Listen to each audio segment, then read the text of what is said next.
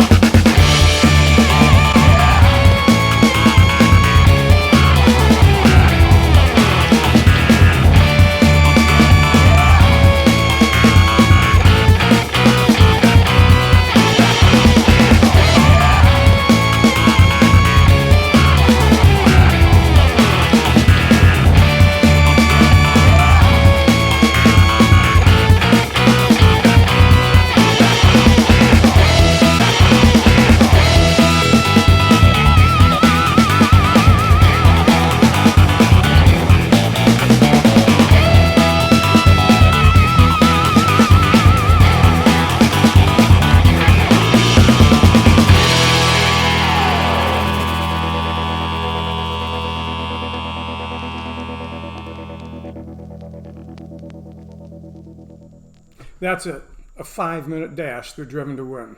Donna and I spent several hours there, and if you get a chance to go, we recommend you do the same. There's so much to see. It is such a cool exhibit. Learning stuff that I had no idea about, like the 1901 Henry Ford sweepstakes racer. It had a 539 cubic inch 2-cylinder engine that produced a stunning 26 horsepower. Or the 1902 999 racer. It was designed to set land speed records, which it did on the frozen Lake St. Clair, which is just outside of Detroit. It had a 1,000 cubic inch plus motor and a wooden frame. Stuff like that I never ever knew, and I probably never would have known if I hadn't gone to see Driven to Win. I wish they'd had a Trans Am exhibit. I think Trans Am is one of the quintessential American racing series. It pitted Ford versus General Motors versus Chrysler versus American Motors. I also wish they'd had a Can-Am exhibit too. But all that said, it is superb. If you get a chance to go to it, absolutely go. The whole museum, the whole of the Henry Ford is something else. There's over 100 other cars. There's aircraft. There's locomotives. There's just an enormous, huge locomotive there that is just, it's stunning how big it is.